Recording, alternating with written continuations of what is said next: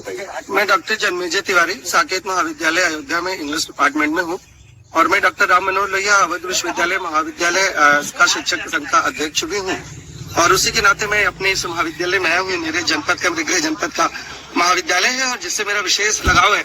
और लगाव क्या, मैं तो इससे अलग हो ही नहीं सकता। मैं तो अपने घर में खड़ा हूँ। जब जब गोंडा आता हूँ तो लगता है कि अपने घर ही आ गया हूँ और बिना एलबीएस आए तो वापस ही नहीं लौटता था। ऐसे जो है खून में बसा हुआ है एलबीएस। अच्छा, एलबीएस डिग्री कॉलेज एक महाविद्यालय है और खास चुनौतियां भी इसमें होती हैं। किस किस चुनौतियों का आप सामना करेंगे और क्या क्या व्यवस्था यहाँ देने का प्रयास करेंगे आप? देखिए, जीवन में हर जगह चुनौतियां ही हैं और हम चुनौतियां स्वीकार करने के लिए ही आए हैं। जितनी भी प्रकार की चुनौतियां हैं, महाविद्यालय में चुनौतियां शिक्षा की होती हैं, पठन और पाठन की होती है और पठन और पाठन अगर सुचारू रूप से चलता रहे तो फिर कोई चुनौतियां नहीं है। परीक्षाएं चल रही हैं। देखिए, महाविद्यालय बिल्कुल अपना काम कर रहे हैं। परीक्षा कराने वाले शिक्षक परीक्षा करा रहे हैं, छात्र परीक्षा करा रहे हैं। महाविद्यालय नेट की तैयारी के लिए जा रहा है, उसके लिए आप देखिए चारों तरफ काम ही चल रहा है। गवर्नर महोदय आए, गवर्नर सर आने वाले हैं मनोज सिन्हा जी, उसके लिए तैयारियां चले तो सब तो part and parcel of life सब ऐसे ही चलता है, चल ही रहा है। आप जिस कार्य क्षेत्र में कितने वर्ष हो गए? मुझे तो अभी इस विश्वविद्यालय में आए ही 6 वर्ष हुए हैं और पिछले 4 वर्षों से मैं लगा हूँ और मैंने कोशिश की है शिक्षकों के हर मुद्दे को उठाने की विश्वविद्यालय में और बहुत हद तक सफलता भी मिली है। जब से हमको चुना गया है, जब से जिम्मेदारी हमको दी गई है, 1 महीने हुआ है। 1 महीने में हमने कुछ ऐसे काम किए हैं जिससे चारों तरफ शिक्षक खुश है। जैसे कि सरकार ने शासन ने छुट्टियां घोषित की थी 21 दिसंबर से लेकर के 5 जनवरी तक शीतावकाश, वो विश्वविद्यालय ने नहीं किया था। परीक्षाएं बीच में लगा दी थी। हम लोगों के प्रयास से छुट्टियां हो गई हैं।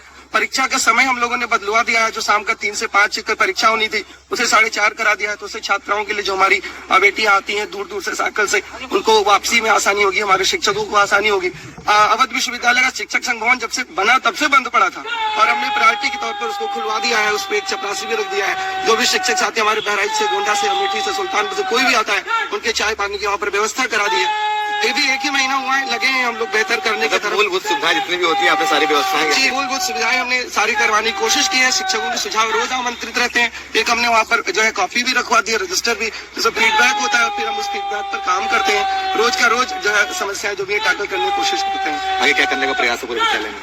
पूरे विश्वविद्यालय की जिम्मेदारी हमारे ऊपर है। बस ये है कि शिक्षा, पठन पाठन और शिक्षकों की सुविधाएं वो बेहतरी की तरफ जाए, दिन ब दिन बेहतर होती है सुविधाएं। यही प्रयास है और शायद यही सोच करके मेरे जैसे कह लीजिए लड़के पर यह जिम्मेदारी पूरे विश्वविद्यालय के लोगों ने दी है और मैं उस पर खरा उतरने की कोशिश करूंगा। प्रोफेसर आतिश बघेल जी जानते हैं क्या व्यवस्था है? सर ये बताइए, सर चुने गए हैं, कैसा लग रहा है आपको? निश्चित रूप से विश्वविद्यालय के लिए बहुत बड़ी उपलब्धि है और शिक्षकों ने एक सुंदर परंपरा और मर्यादा का ध्यान रखते हुए विश्वविद्यालय में अपने जिम्मेदार प्रतिनिधि के रूप में डॉक्टर जन्मेजय तिवारी जी को अध्यक्ष पद के लिए सुशोभित किया और मैं समझता हूँ कि अपने उत्तरदायित्वों का निर्वहन संघर्षपूर्ण तरीके से पिछले कई वर्षों से लगातार विश्वविद्यालय में कर रहे हैं और शायद यह प्रकृति ने उनको उपहार के तौर पर या सौगात के तौर पर यह पद दिया है।